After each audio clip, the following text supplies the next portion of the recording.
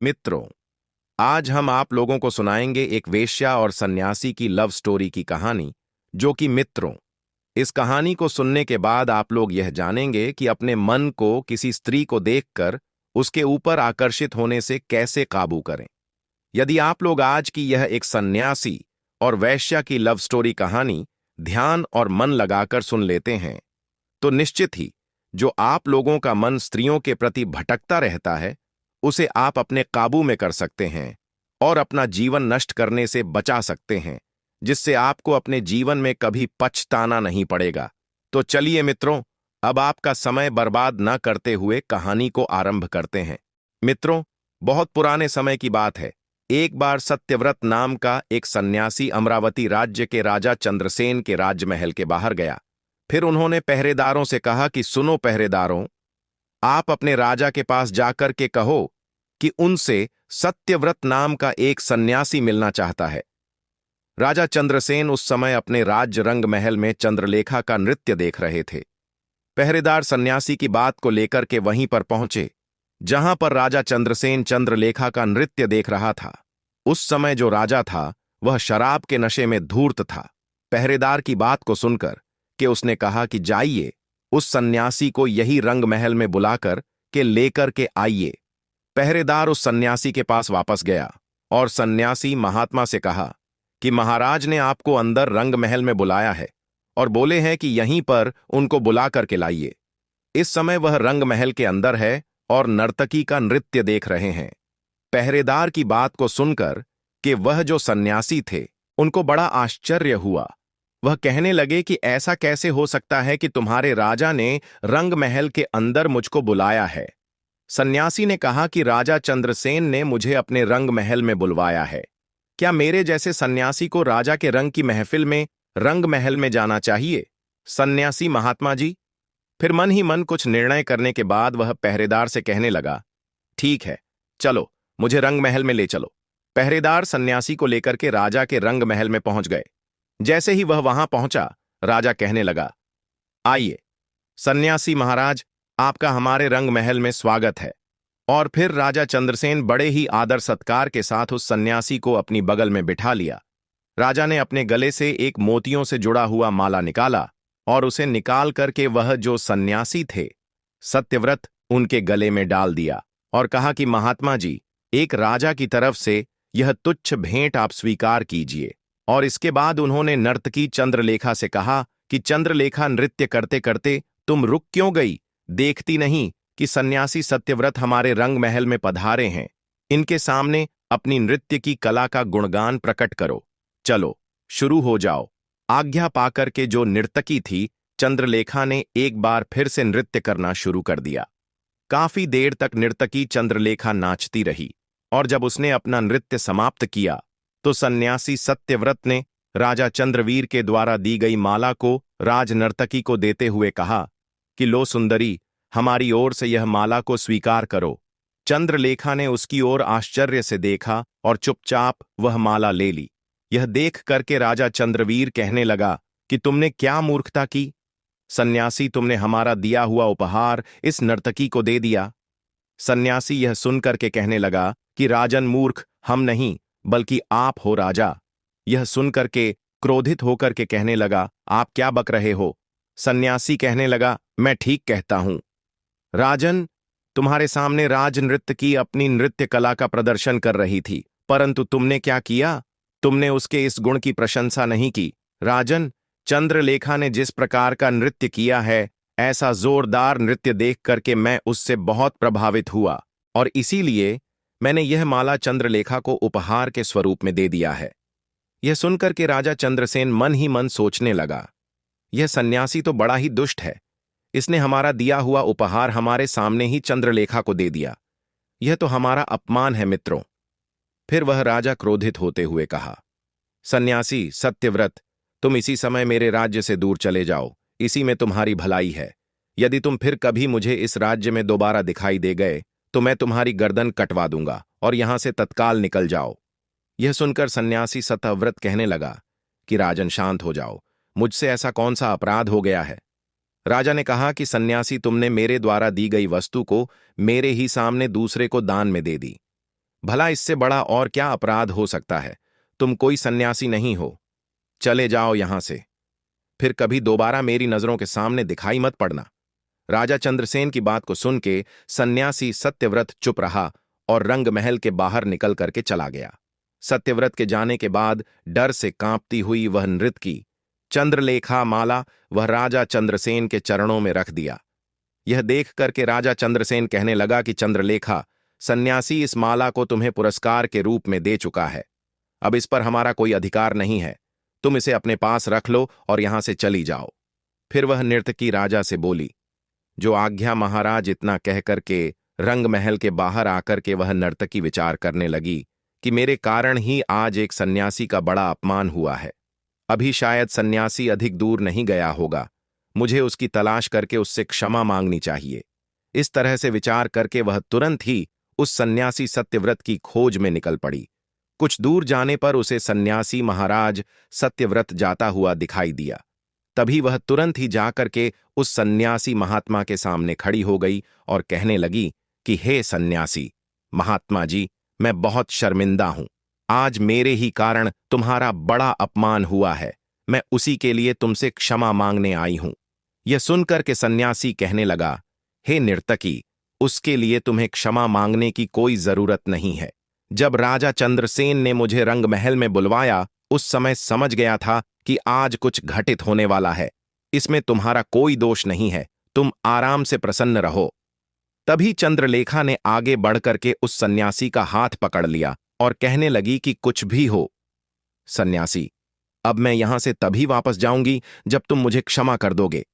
चंद्रलेखा के हाथ का स्पर्श पाते ही सन्यासी सत्यव्रत मानो मंत्रमुग्ध सा हो गया हो और कहने लगा कि चंद्रलेखा, मैं तुम्हें एक शर्त पर क्षमा कर सकता हूं। नर्तकी ने कहा कि बोलो सन्यासी महाराज, तुम कौन सी शर्त पर मुझे क्षमा करोगे? सन्यासी ने कहा कि यदि तुम मेरे साथ विवाह का प्रस्ताव स्वीकार कर लो और मेरी जीवन संगिनी बन जाओ, तभी मैं तुम्हारी माफी कर सकता हूं। नर्तकी यह सुन के हैरान हो गई और कहने लगी कि महाराज, तुम यह क्या कह रहे हो? सन्यासी यह सुन के एकदम से कहने लगा कि अब मुझे तुम सन्यासी ना कहो। तुम्हारे स्पर्श करते ही मेरा सन्यास टूट चुका है और मुझ पर तुम्हारे रूप का जादू चल चुका है। नर्तकी ने कहा कि ओ, यह तो बड़ा ही अनर्थ हो गया और बोली, महाराज सत्यव्रत, यह तो असंभव है, क्योंकि यह बात है कि 5 वर्ष के लिए मैं उसी राजा के यहां राजनर्तकी के रूप में चुनी जा चुकी हूं। 5 साल के बाद मेरे स्थान पर कोई नई राजनर्तकी चुन ली जाएगी, तभी मैं इस राज्य को छोड़ करके जा सकूंगी। सन्यासी ने कहा कि वो तब यह बात है। चंद्रलेखा, आओ साथ यहां से इस राज्य से दूर चल करके हम विवाह कर लेंगे। अगर तुम मेरे साथ चल सकती हो तो कोई बात नहीं, मैं अगले 5 साल तक तुम्हारा इंतजार करूंगा। नर्तकी कहने लगी, महाराज, क्या 5 साल तक तुम मेरा इंतजार करोगे? सन्यासी ने कहा कि हां चंद्रलेखा, तुम्हारे रूप सौंदर्य ने मेरे हृदय में ज्वालामुखी धधका दिया है। ऐसा सुनकर के वह नृतकी कहने लगी कि महाराज सत्यव्र, मैं तुम्हारे प्रेम को स्वीकार करती हूं। अगर तुम 5 साल तक मेरा इंतजार कर सकते हो तो मैं भी 5 साल के बाद तुम्हें मिल जाऊंगी। सन्यासी महात्मा ने कहा, तो ठीक है चंद्रलेखा, मैं यहां से सीधा पलाश वन की ओर जा रहा हूं और आज से ठीक 5 साल के बाद तुम राज नर्तकी के पद से मुक्त होकर के पलाश वन में चली आना। हम दोनों वहां पर विवाह कर लेंगे। ऐसा कहकर के सन्यासी सत्यव्रत पलाश वन की ओर चला गया और राज नर्तकी यानी कि चंद्रलेखा महल में वापस लौट गई। सत्यव्रत चलता चलता पलाश वन में एक ऋषि के आश्रम में जाकर के पहुंच गया। उसने वहां के ऋषि को प्रणाम किया और कहा कि मुनिवर, क्या मैं आपके आश्रम में रह करके 5 साल का समय व्यतीत कर सकता हूं? ऋषि ने कहा कि हां सत्यव्रत, तुम यहां पर बड़ी खुशी से रह सकते हो। और फिर सत्यव्रत ऋषि के आश्रम में रहने लगा। वैसे तो सत्यव्रत हर समय किसी ना किसी कार्य में लगा रहता था, लेकिन फिर भी उस चंद्रलेखा के ख्यालों में खोया ही रहता था। उसकी यह दुर्दशा देख करके ऋषि ने एक दिन उससे पूछा कि सत्यव्रत, मुझे ऐसा लगता है कि तुम हर समय किसी की चिंता में डूबे रहते हो।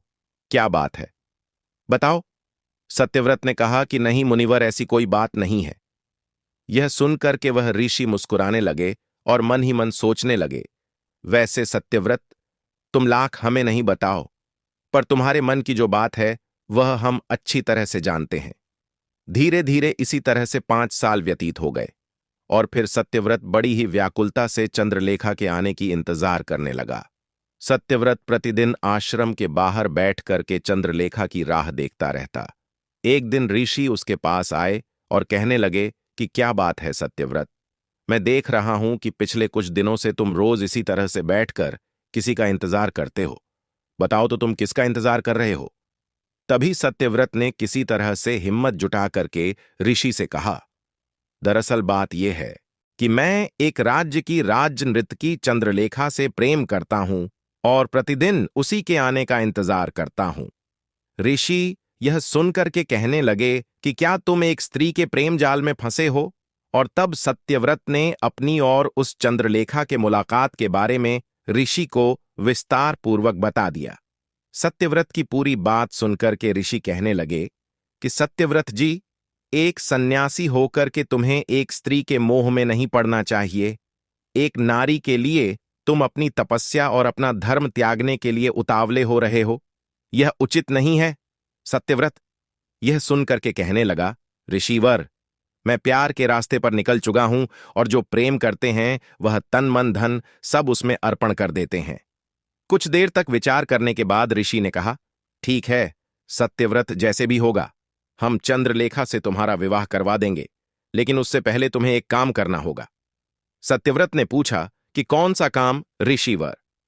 फिर कहने लगे, सुनो, आज से ठीक 20 दिन के बाद देवनगर के राजा सूर्य सिंह के यहां एक प्रसिद्ध नृत्य की ललिता के नृत्य का प्रदर्शन होने वाला है, जिसे राजा सूर्य सिंह अपनी प्रजा के साथ बैठ करके तुम्हें भी उस आयोजन में दर्शक बनकर के शामिल होना होगा। यह सुनकर के सत्यव्रत विचार में पड़ गया और फिर कुछ सोच करके कहने लगा कि ऋषिवर, मैं देवनगर जाने के लिए तैयार हूं। मेरी अनुपस्थिति में यदि चंद्रलेखा यहां पर आई तो क्या होगा? ऋषि ने कहा कि तुम चिंता ना करो सत्यव्रत, अगर चंद्रलेखा यहां पर आई तो मैं उसे अपने आश्रम में ही रोक लूंगा। उसी दिन सत्यव्रत देवनगर की ओर प्रस्थान कर दिया। उसे जाते हुए देख करके ऋषि मन ही मन विचार करने लगा कि सत्यव्रत, तुम एक नृत्यकी के प्रेम जाल में फंस गए हो, इसलिए इस जाल से तुम्हें एक नृत्यकी ही निकाल सकती है। इधर दूसरी तरफ वह जो राजा था वह चंद्रलेखा से कह रहा था कि चंद्रलेखा, हम तुम्हारी नृत्य कला से बहुत ही प्रसन्न है, इसलिए अगले 5 सालों के लिए हम तुम्हें फिर से अपनी राज नृत्य की घोषित करते हैं। इतना सुनकर के चंद्रलेखा कुछ उदास हो गई, परंतु राजा की आज्ञा को वह टाल नहीं सकती थी। मन ही मन विचार करने लगी, अब मैं क्या करूं? पलासवन में सत्यव्रत मेरे आने का इंतजार कर रहा होगा, उसे क्या पता कि मैं यहां किस दुविधा में फंस चुकी हूं। इधर सत्यव्रत देवनगर की ओर जंगल से होते हुए चला जा रहा था और फिर ठीक समय पर वह देवनगर में जाकर के पहुंच गया। वहां पर सैकड़ों लोग एकत्रित थे और एक सन्यासी को देख करके सभी आश्चर्यचकित हो गए।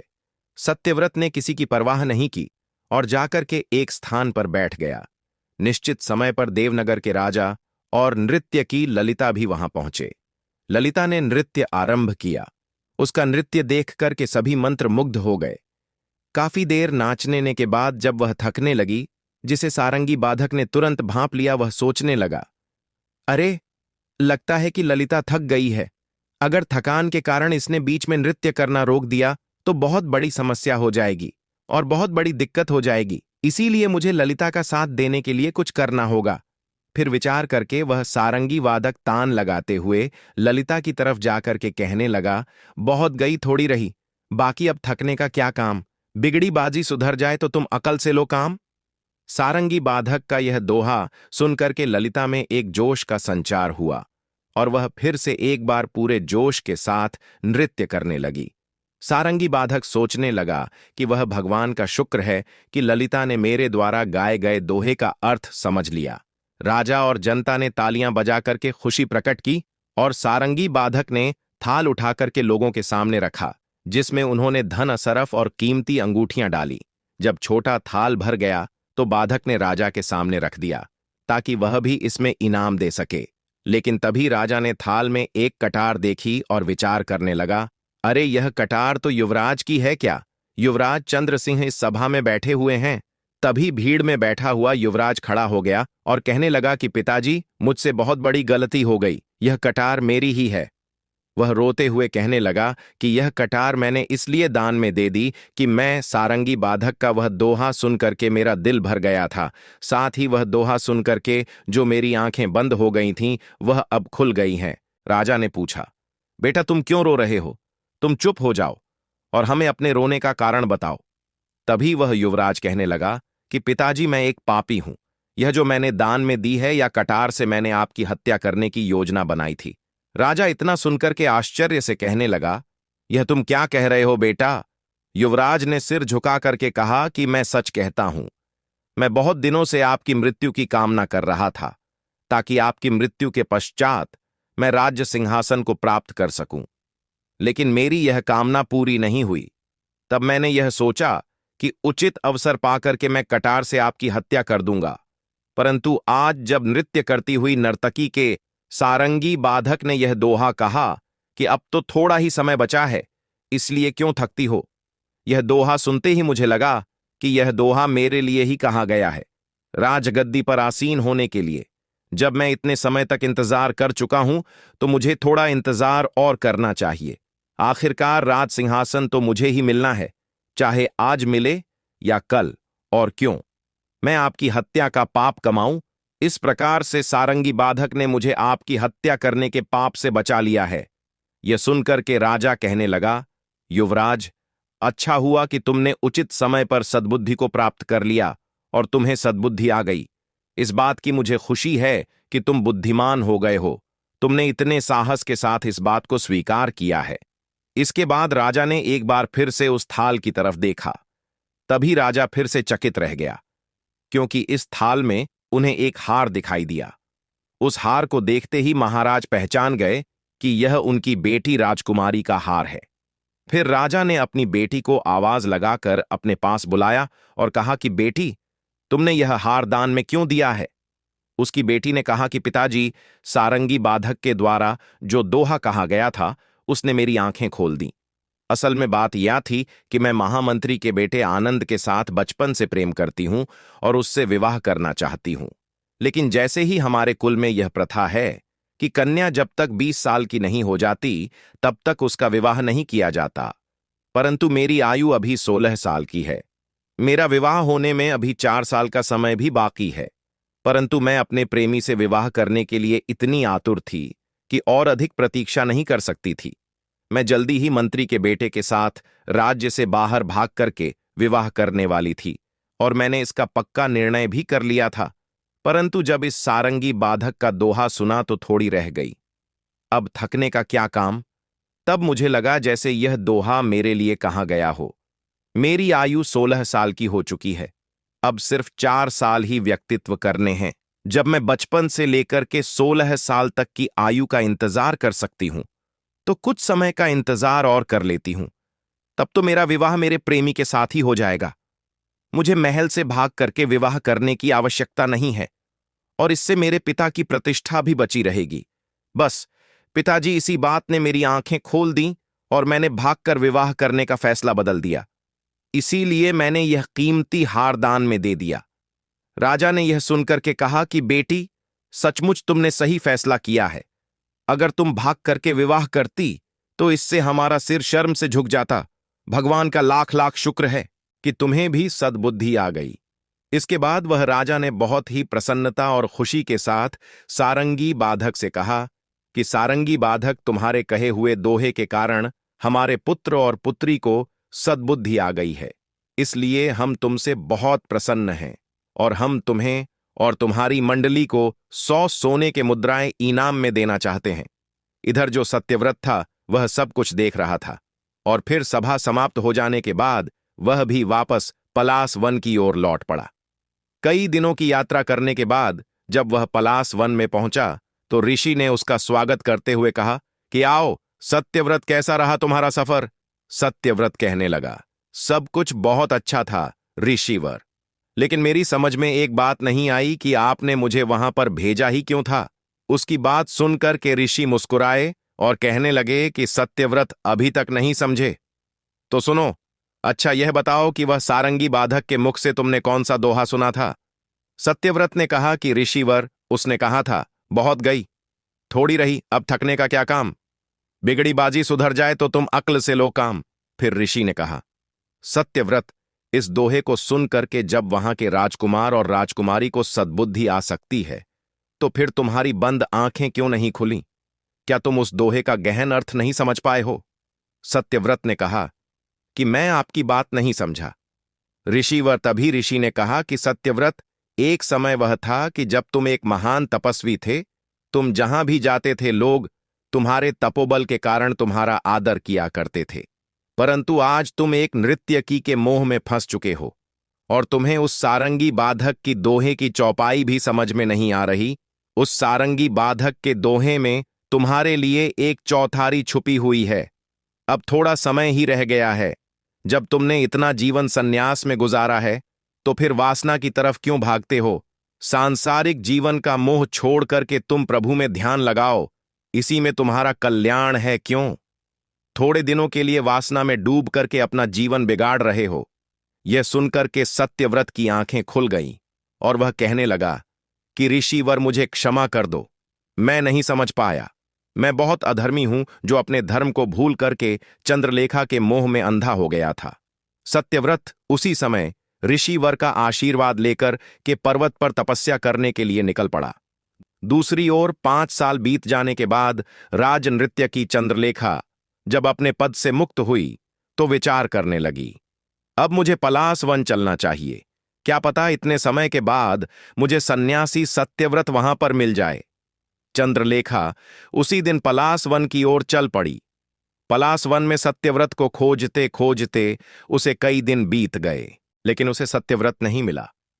तब तक खोजबीन करती हुई वह उसी ऋषिवर के पास पहुंच गई जहां पर सत्यव्रत रुका हुआ था। उसे देख करके ऋषिवर ने कहा कि आओ चंद्रलेखा। चंद्रलेखा ने बड़े आश्चर्य से कहा कि आप मुझे जानते हैं। ऋषिवर वह कहने लगे कि हां चंद्रलेखा, और मैं तो यह भी जानता हूं कि तुम यहां पर सत्यव्रत को खोजने के लिए आई हो। चंद्रलेखा ने कहा कि तो फिर आप बताइए ना कि सत्यव्रत कहां है। ऋषिवर ने कहा कि अब तो यहां पर नहीं है, वह तो पर्वत पर तपस्या में लीन बैठा होगा। तभी चंद्रलेखा ने कहा कि ऋषिवर, जब मेरा प्रेमी ही बैरागी हो गया तो आज से मैं भी सांसारिक जीवन का त्याग करती हूं। और फिर मित्रों, चंद्रलेखा उसी दिन से एक सन्यासिनी का जीवन बिताना शुरू कर दिया। अब चंद्रलेखा ने भी अपने जीवन का प्रभु की भक्ति में लीन कर कुछ दिनों के बाद वे दोनों भगवान के धाम में पहुंच गए। तो मित्रों, यही थी एक सन्यासी और एक वेश्या की लव स्टोरी। आप लोगों को यह एक सन्यासी और एक वेश्या की प्रेम कहानी कैसी लगी है? एक प्यारा सा कमेंट करके हमें अवश्य बताइएगा। और यदि आप लोगों को यह कहानी अच्छी लगी हो तो वीडियो को लाइक करके चैनल को सब्सक्राइब करके बेल आइकन ऑल पर प्रेस कर लीजिए, जिससे आप सभी लोग इसी तरह प्राचीन कहानियों और कथाओं से जुड़े रहे। मित्रों, वीडियो को पूरा देखने के लिए आप सभी लोगों का धन्यवाद।